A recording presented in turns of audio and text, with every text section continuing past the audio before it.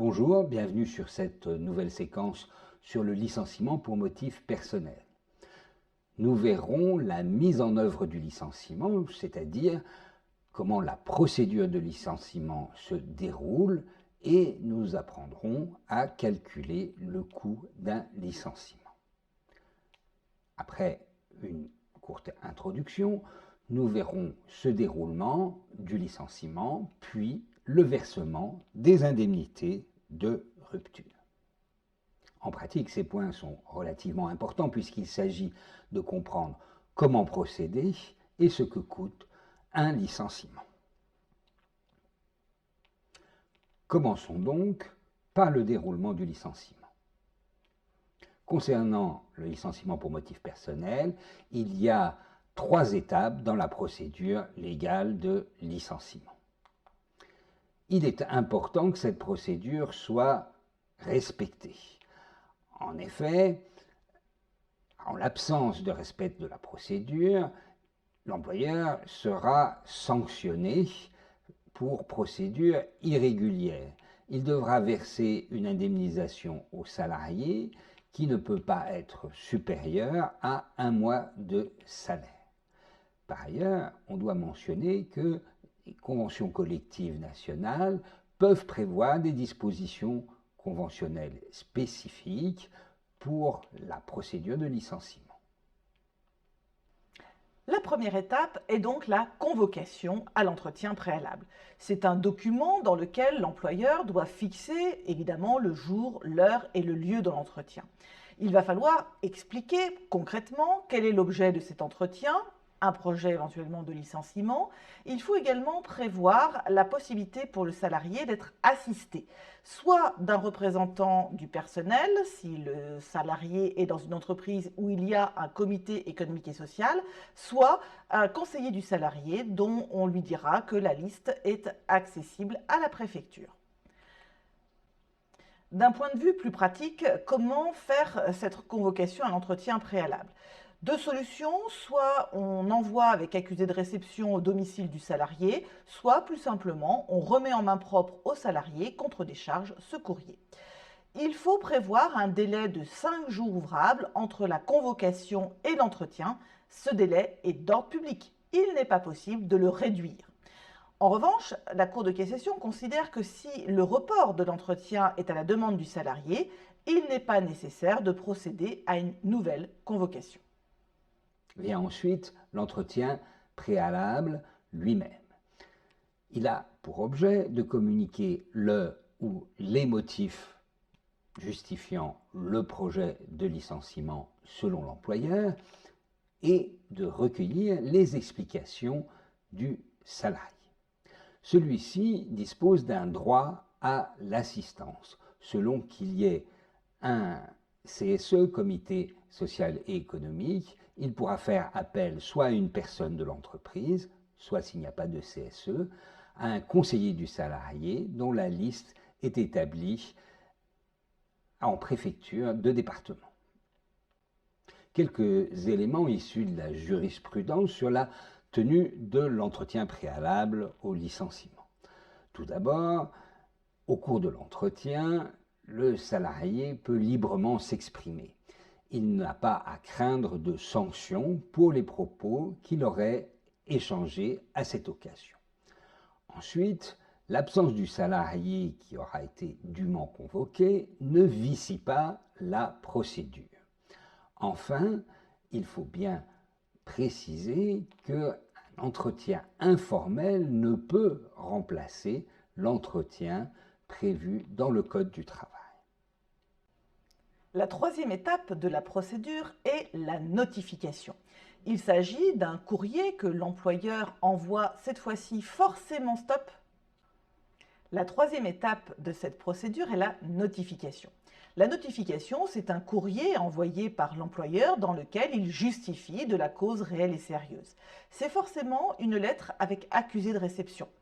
Entre l'entretien et l'envoi de cette lettre, l'employeur doit respecter un délai de 2 jours ouvrables. La date de présentation est importante puisqu'elle fixe le point de départ du préavis ou de la date du licenciement si le salarié est privé de préavis. Ce courrier de notification sera une pièce essentielle en cas de contentieux. En effet, on dit qu'elle fixe les limites du litige, c'est-à-dire qu'il ne sera pas possible à l'employeur d'invoquer d'autres motifs que ceux qui sont dans le courrier. Il est donc important de bien rédiger cette lettre, c'est pourquoi le législateur a mis en place des modèles. Ainsi, depuis les ordonnances Macron, il existe dans la partie décret 6 modèles que l'employeur peut utiliser, mais ils sont facultatifs. Vous avez ainsi un modèle par type de licenciement, cause réelle et sérieuse, motif disciplinaire, inaptitude, motif économique, mais là il faut distinguer selon qu'il est individuel ou collectif, et encore dans les licenciements collectifs, selon qu'il y a entre 2 et 9 salariés ou plus de 10 salariés. Voyons maintenant comment gérer le départ du salarié licencié. Tout d'abord, s'il justifie d'une certaine ancienneté, selon la loi au moins 6 mois d'ancienneté, le salarié va bénéficier d'un préavis avant la rupture de son contrat de travail. Ce préavis constituera à exécuter normalement sa prestation de travail. L'employeur peut l'en dispenser, mais il devra le rémunérer. Le préavis peut être supprimé en cas de faute grave ou lourde, car à ce moment-là, le licenciement doit être immédiat. Enfin, précisons que la durée du préavis légal a été jugée conforme à la convention numéro 158 de l'OIT dans une décision de la Cour de cassation qui date de 2006. Quelle est la durée du préavis légal, sachant qu'il peut y avoir également un préavis plus long prévu par les conventions collectives? Eh bien, pour le salarié qui a moins de 6 mois d'ancienneté, il faut se référer soit à ses préavis conventionnels, soit aux usages. Si par contre, il a entre 6 mois et 2 ans d'ancienneté de service continu, il bénéficiera d'un préavis d'1 mois. À partir de 2 ans d'ancienneté, ce préavis légal passe à 2 mois. On doit préciser également que le point de départ du préavis est la date de notification du licenciement. Et la gestion de la rupture du contrat, l'employeur devra remettre un certain nombre de documents aux salariés au moment du départ effectif, c'est-à-dire à l'expiration du préavis, même s'il n'est pas exécuté. S'il n'y a pas de préavis, c'est en même temps que la notification. Alors ces documents sont au nombre de 3. Il y a d'abord un certificat de travail qui permet de savoir quand est-ce que le salarié est entré dans l'entreprise, quand est-ce qu'il en est sorti et quel poste il occupait.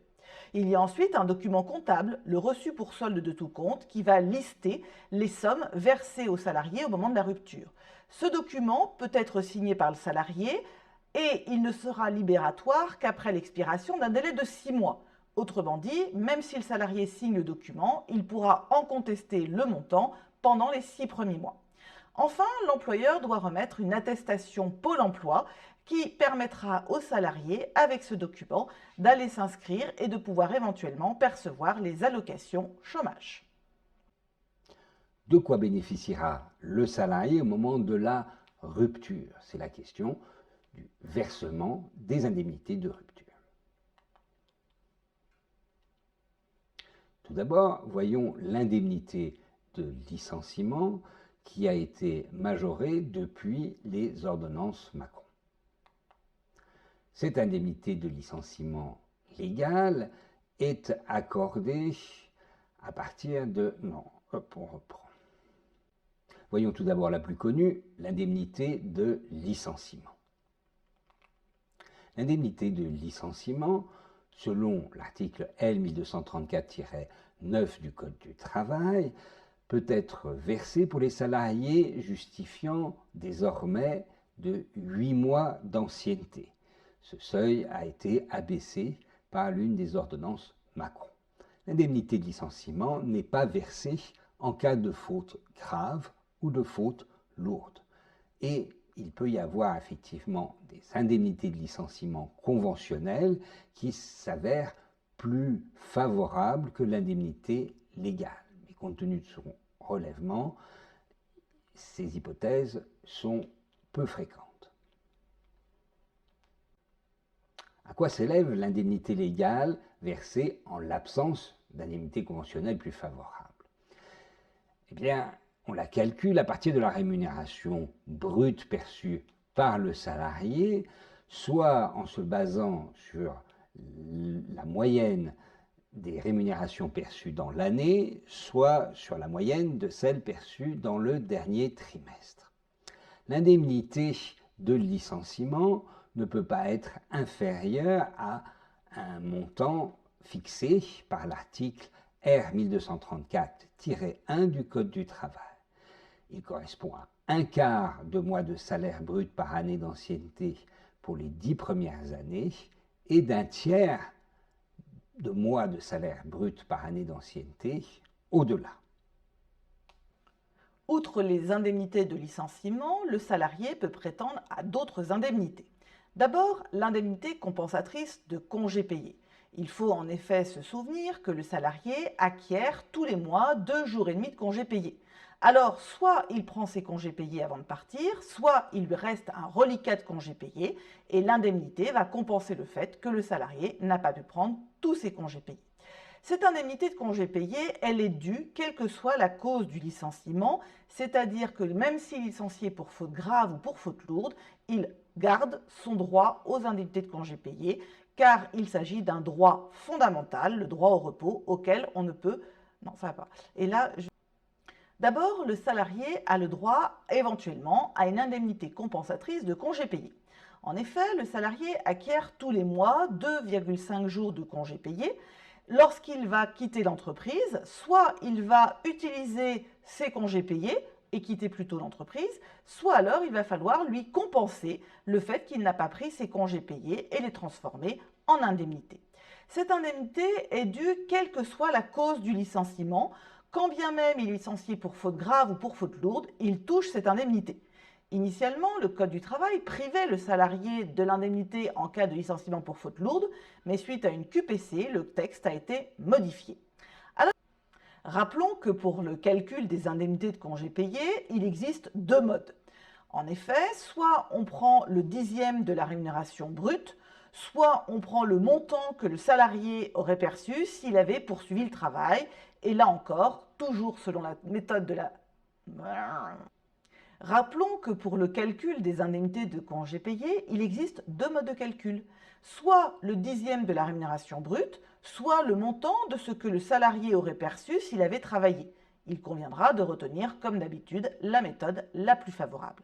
Attention, le préavis génère des droits supplémentaires aux congés payés, de sorte que dans l'hypothèse où le préavis n'est pas exécuté, il faudra néanmoins verser les congés payés afférents, et dans l'hypothèse où il s'agit d'un licenciement sans cause réelle et sérieuse, le salarié pourra demander les indemnités de congés payés afférents au préavis. Enfin, dans l'hypothèse où l'employeur ne... Enfin, le salarié percevra éventuellement une indemnité compensatrice de préavis dans l'hypothèse où il a le droit au préavis mais que l'employeur dispense d'exécuter le préavis. Il devra alors, puisque c'est un droit, lui verser une indemnité de préavis. Il est entendu qu'elle est cumulable avec toutes les autres indemnités. Faisons une petite synthèse. Eh bien, le déroulement de la procédure se fait en 3 étapes, la convocation à l'entretien préalable, l'entretien lui-même et la notification du licenciement. Par ailleurs, il peut y avoir un préavis et le salarié se voit remettre un certain nombre de documents. Ensuite, des indemnités de rupture doivent lui être versées. Une indemnité légale ou conventionnelle de licenciement, mais également une indemnité de congés payés pour les congés payés qui n'auraient pas été pris et une indemnité compensatrice de préavis éventuellement. Merci de votre attention.